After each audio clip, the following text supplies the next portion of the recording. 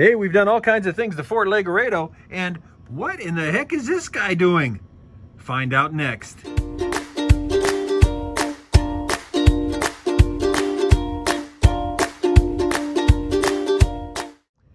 Hello everybody, this is Drmcbrick, and I am here with one of the best sets ever, Fort Legoredo. That's right, Fort Legoredo from 1996, the original Lego Western fort. Now, this fort is beautiful as is. As it came out of the box, it was gorgeous, and it was just so fun to play with. Now, I was in my 30s when this set came out, but I just loved it.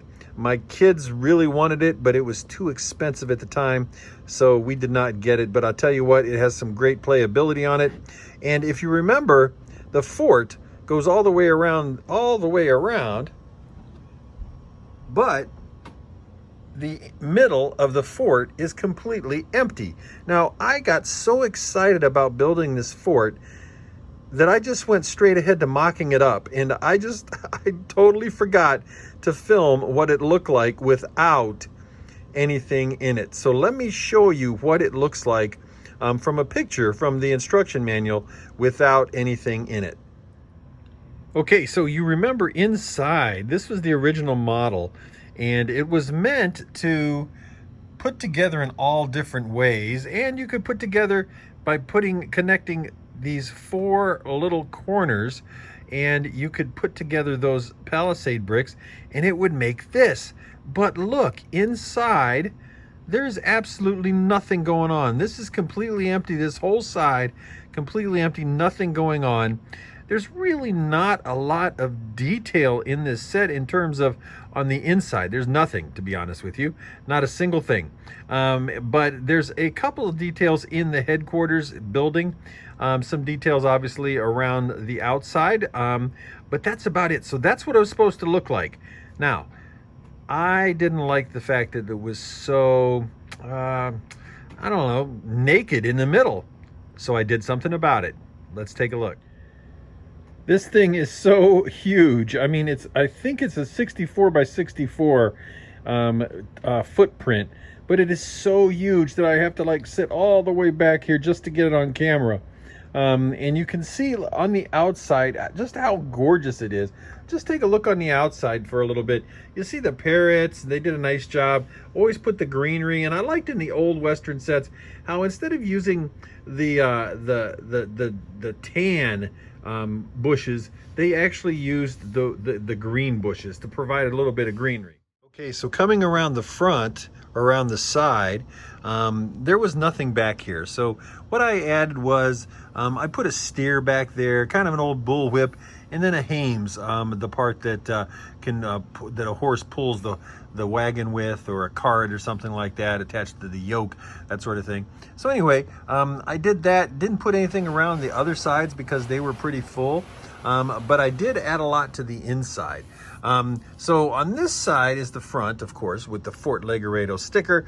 That is over 2 bricks, which, you know, that's just the way Lego did it back then. Try to stick down to, and I apologize for the noise, I don't have one of them there fancy turntables.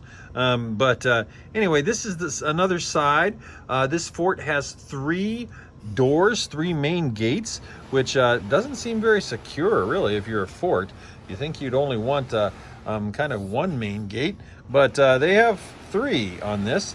As you see right here is the final gate, but there's actually a way to go into the jail cell right here. It's really a nifty feature. One of the ways you do it is, you can see right here, there's supposed to be a chair right here, but I took that chair out. I meant to put it back in. But one of the ways that you can do this is you can either send somebody to the jail cell or send somebody out of the fort. So this person has the ability to turn this, and depending on which way you turn this, boom, that opens, or boom, that opens. And so if this opens, he goes into the jail cell.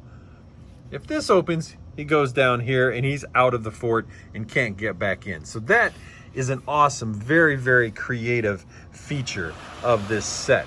Another feature of this set that comes with it, that's original, is this ammo box right here that pops out. inside is a rifle. And so I don't know, I'm not sure why it's available just for anybody to come by and pick, but that is something, I guess, in case they need some extra ammo. All of the doors, they are blocked off. You see, I can't push them in because they are blocked off, and I'll show you that on the inside and how they get blocked off and everything like that. So that is the outside of the fort. Now, let's go in and take a look at everything that I did. First, I'm going to go ahead and go up top and give you a top view so you can see all of the stuff that I added to the center. Now, the way I added all of this to the center is that if you move this part, or one part really, any one of these 4 parts, if you move them out 2 studs, you can actually fit a 32 by 32 base plate in that center hole. And so all you have to do is just move it out 2 studs and you have a base plate that you can set in. Now, I did not have a tan base plate, and I also thought about waiting until I got one, but one of the things I thought was, you know what? If there were a fort, you probably would have some grass on the inside and stuff like that.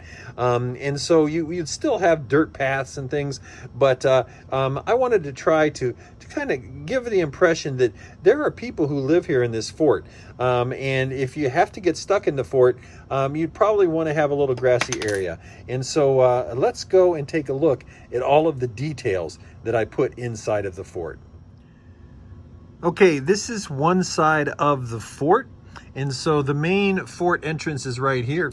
And you can see there's a cannon guarding the main fort entrance at the moment, but you can see all of the stuff that I tried to add. First of all, you would want a nice stable for your horses, and you'd want your horses to be able to be fed, to kind of take a load off their hooves, so to speak, and just really kind of just take care of your horses, to brush them, to clean them, that sort of thing. And so I added stables, and I don't know if you can see back there, but there's actually a container full of hay back there, and there's a horse eating from a bucket right there. Some dilapidated fence. There's a trough right there as well, should they wish to eat. And then there's a place to hang saddles and things of that nature. Now remember, I told you that there was a way that blocked the doors. Well, each one of these doors comes with this. And this piece right here keeps those doors from coming in. If you take that off, the doors open nice and easily. But you put that on, and there's no one going to be able to ram that door. And so that is a really, really nice, realistic feature there that kind of keeps those doors in check. Now there's some hay bales back there because you're going to have to be able to feed your horses. And of course we have a crate that just came in with some guns and some knives and some daggers and things like that. We also have a pig, and something tells me that that pig is not going to be around very long if he's staying here in the fort, because the soldiers in the fort get very, very, very hungry. So hopefully little piggy will hang out for a while. But anyway, so you have the hay, the pig, and I'm not sure what's wrong with the color. I apologize for my color going in and out. My camera's giving me a hard time there. And so this is the side that you have here. Didn't do anything to this side here. So we have all the horses here and all that sort of thing. And we have the stables and everything like that. You see, I position guns at every single corner, so that way there's always the ability to grab a gun if you're a soldier. And all the soldiers are gone. They're outside now. They're out doing maneuvers or whatever. So let me switch this around, and I'll show you the next set.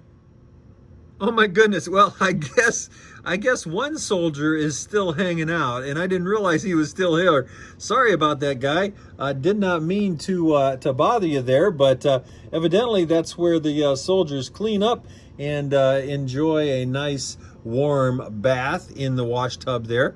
But that's what this side looks like. And so, you know, not much there. Again, the rifle's positioned and everything like that. There's the top of Fort Legoredo from the back, and the cannon is sitting there as well. But yeah, I guess this guy is just kind of scrubbing. He's taking a bath, and so when everyone comes back, he'll be the cleanest soldier of all. Now here is the next side of the fort. Now this side was completely empty, barely had anything on it. I mean, it just had one little 3x3 brick plate going across here. Really nothing, not a single thing inside. What I decided to do was make it a series of things. First of all, we needed some kind of bunks. We needed bunks for the soldiers so that when they came back or they had a rough day, they could get some shut-eye. And so you notice there's a couple bunks there. There's a bugle. I guess the person is in charge of waking people up in the morning. And then there's a dog as well, because we figured there'd be a dog running around, a friendly dog. There's a campfire where they can make some food and some coffee. And then we have a blacksmith shop. And that blacksmith shop just has a basic forge where they can shoe the horses and fix the wagon wheels and all kinds of stuff like that. So it's really nice to be able to have this part of the fort open and available so that folks can get some shut-eye and also do some smithing while they're at it. So these are my modifications to Fort Legoredo. Let me know what you think down in the comments. I have tried to add just a little bit. You know, there's not a ton of detail. I could definitely make the path a little bit better. Could put a few more things in. But I really, you know, thought that, you know, as opposed to just having nothing inside, this would be something that we could do and put some stuff inside of Fort Legoredo as opposed to keeping it empty and all sorts of things like that. So let me know what you think down below.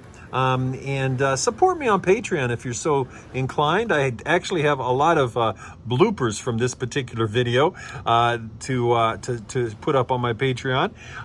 But this is a phenomenal set. It's even more phenomenal when you use your creativity to build things inside of it and to make it a fort like you want to use and be as creative as you possibly can. That's what's so cool about this fort. You know, if you like this video, like it, hit that like button, hit that subscribe button. I know there are a lot of you out there that are watching my videos, but you haven't subscribed yet. Please feel free to subscribe. It's absolutely free, costs you nothing, and you become part of the Drmcbrick family. I would love for you to subscribe. Hit the bell if you like notifications on these. This is the end of my Western series. Now I'm going to put all of my Western buildings in in my Six Figs amusement park, and we'll see how that works out. First of all, I'm not sure how I'm going to move this off the table because these are 4 half base plates plus a full base plate connected by just a few little bricks. So I'm not really sure how I'm going to move this puppy, but at some point I'll have to move it over to the Six Figs amusement park and make it part of the Western attraction. So I really hope that you enjoyed this. Don't forget to check out my Teespring store, the Drmcbrick General Store, and just thank you for all your support. You mean a lot to me, no matter whether you support me on Patreon, whether you just watch my videos, whether you subscribe, whether you hit the like button. It doesn't really matter. It just matters to me that you comment, that you've enjoyed the videos, and that you really like what we do here at the Drmcbrick channel. I'm hoping to bring you more and more content. This is more specialized content, a little bit different than my city updates and my Six Figs updates, but the Westerns theme is something that I really enjoy, and I hope you enjoy it as well. So with that, have a wonderful, safe, and healthy weekend. This is Drmcbrick, signing out.